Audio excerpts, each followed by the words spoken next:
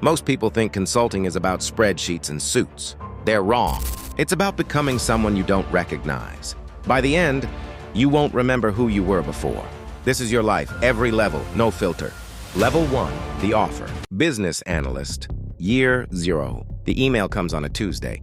We are pleased to offer you a position at McKinsey and Company. You read it 4 times.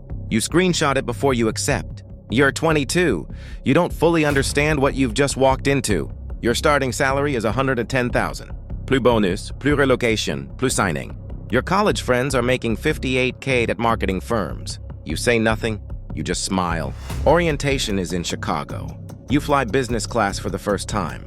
The hotel is a Westin, room service. King bed, someone else's money. You meet your cohort, 30 analysts, all of them brilliant, all of them slightly terrified. Nobody admits the terror. You all wear it the same way with confidence. Your manager shakes your hand and says, "We hire people who figure things out." You nod. You don't know yet what that sentence will cost you. Level 2, the grind. Business analyst, month 3. It's 1:47 a.m. in a conference room in Dallas. You've been here since 8 a.m. The PowerPoint has 64 slides. Your partner wants 70 by 7 a.m. You learn the language fast. Deck, framework, workstream, storyline. So what? Everything has to have a so what. You eat airport food 4 days a week. You live out of a roller bag. Monday morning flights, Thursday night returns. Your apartment back home is a storage unit you pay $2,300 a month for. You haven't cooked a meal since September. The work is not what you imagined. You thought you'd be solving business strategy. Instead, you're building Excel models at midnight, checking footnote formatting, aligning text boxes to the pixel. Your manager redlines your slide, then redlines it again. You fix it. She redlines it again. You start to wonder if the goal is the work or the endurance. Then your first paycheck hits. After taxes, it's $6,800. You stop wondering. Level 3, the adaptation. Business analyst, year 1. Something shifts around month 9. You stop feeling tired, not because the hours got easier, they didn't, but because you got harder. You think faster now. You talk in structures. You see every problem as a 2x2 matrix. Your friends back home talk differently, slower, less precisely. You catch yourself editing their sentences in your head. That's the first sign. You get staffed on a pharmaceutical client in New Jersey. The engagement is about cost reduction. That's consulting language for figuring out where to cut people. You don't think about the people. You think about the model. Your slide shows a $40 million efficiency opportunity. Your partner calls it excellent work. You feel proud. That night, you don't think about the 200 jobs behind the number. That's the second sign. You get a review score of 3.8 out of 4. You're on track for associate. You book a flight home for the holidays. You realize you haven't called your mother in 6 weeks. You add it to your to-do list. Level 4, the promotion. Associate, year 2. You make associate. New title, new comp, $175,000 base. Your bonus can push it past $220,000.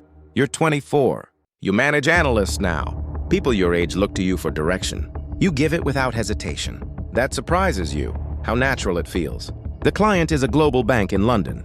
You spend 6 weeks in Canary Wharf. The firm puts you in a service department in Mayfair. You eat at restaurants with no prices on the menu. You learn to order without asking the cost. That's a new version of you. You notice it briefly, then move on. The engagement is high stakes. The bank is considering a merger, $8 billion. You're 24 and your analysis will be in the room where the decision gets made. Nobody outside this building will ever know your name was attached to it. That bothers you more than you expect. You work 90-hour weeks for 11 weeks straight. At week 9, you cry in a bathroom in the office. Not from sadness, from exhaustion so deep it becomes emotion without reason. You wash your face, you go back to the room. You never mention it. Neither does anyone else. It happens to all of them. Nobody talks about it. That's the culture. Level 5, the machine. Senior associate. Year 3. You're a machine now. You know it. The firm knows it. The clients know it. You can build a financial model from scratch in 4 hours.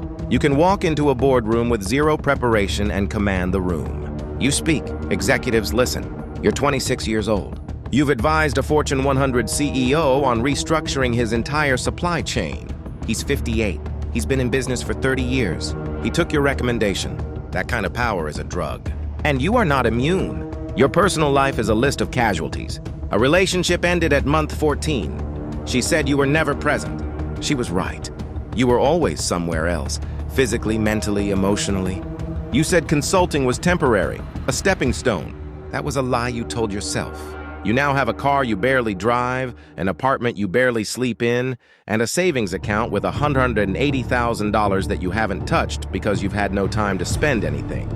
You are wealthy and absent at the same time. The firm offers you a path to engagement manager. You say yes before they finish the sentence. Level 6, the power. Engagement manager. Year 5. You run engagements now. 8 consultants report to you. You set the strategy. You own the client relationship. You sit across from the CFO and tell him where his company is bleeding money. He thanks you. Your engagements generate 4 to 6 million in fees per project. You are 28. The clients fly you first class. Some invite you to their homes, their events, their world. You get a call on a Thursday afternoon. A private equity firm. They're acquiring a retail chain. They need diligence done in 3 weeks. It's the kind of timeline that should be impossible. You say, we can do it.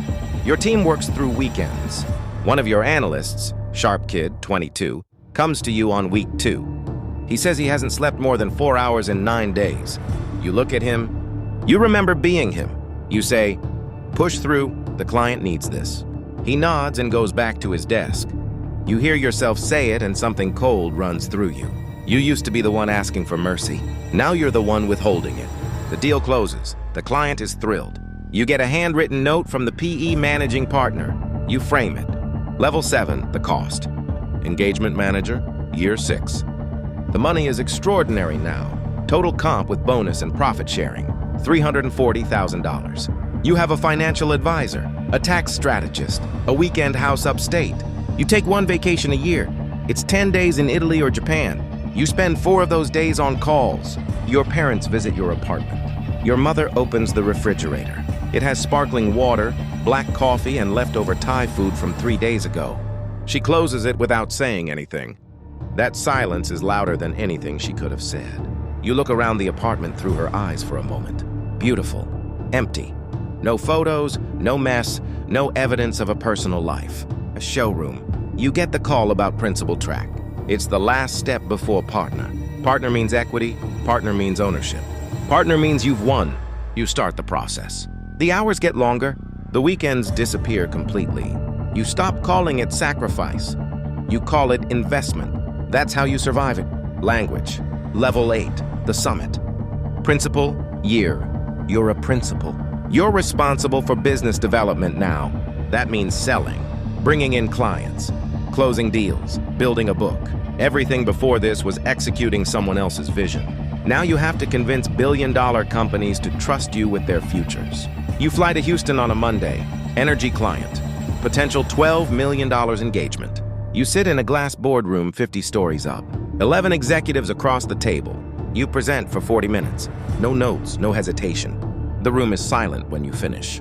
The CEO leans back and says, "How soon can you start?" You shake hands, you smile. In the elevator down, alone, you feel nothing. Not pride, not relief, nothing. That scares you more than anything in your career. You think about calling someone. You scroll through your phone, the people you were closest to before this world. You haven't spoken to most of them in 2 years. The people you know now are their colleagues, competitors, clients.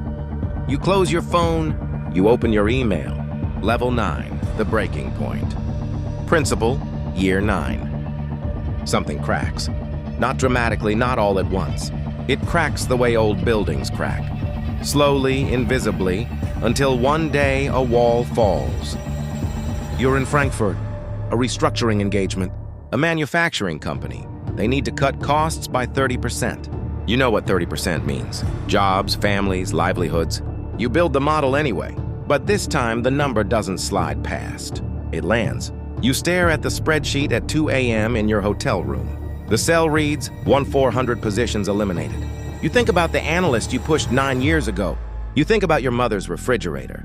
You think about the relationship you let die at month 14. You think about every version of yourself you left behind at every level. And for the first time in 9 years, you don't open your email. You sit there. You do the math on a different kind of ROI. What have you invested? What have you actually gotten back? The numbers don't balance. Level 10, the decision. Partner track review, year 10. The partner vote is in 3 months. You're the front runner. Everyone says so. The equity stake alone would be worth over $1 million in year 1. You'd be set, permanently. You sit across from the senior partner. He's 53, salt and pepper, commanding, tired around the eyes. He tells you the firm believes in you. He tells you partner is yours if you want it. He says if. He's seen this moment before. He leans forward. Some people get here and realize they don't actually want what they've been chasing. That's not weakness, that's clarity. But you need to know which one you are before you walk through that door. Because once you're in, you don't leave. You look at him, you look at the lines around his eyes. You look at his wedding ring, platinum, pristine, and you notice he never mentions his family. Not once, in 10 years of working near this man. Not once. You think about what the next 20 years look like if you say yes. You know exactly what they look like. You've been watching them unfold in the people around you. Final level, the truth. The real trap of MBB isn't the hours. It isn't the travel. It isn't the impossible standards. The real trap is identity. By the time you're deciding whether to become partner, you don't know who you'd be without it. You've replaced your personality with your performance. You've replaced your relationships with your network. You've replaced your future with a career ladder that has no top, only the next rung. Some people walk away at level 4. They go to startups, to industry, to something smaller and more human. They carry the skills without paying the full price. Some people make partner. They sit in glass towers and make decisions that move billions of dollars, and they are powerful and lonely in a way they will never fully admit. And some people, the ones nobody talks about, burn out somewhere in the middle. Quietly, completely. They leave with a severance, a fractured sense of self, and a resume that opens every door except the one back to who they were. You are still sitting across from the senior partner. He's waiting. You open your mouth. The camera pulls back. The choice is yours. It always was. The question was never, can you make it to the top? The question was always, what are you willing to become? And that is your life at every level of MBB consulting.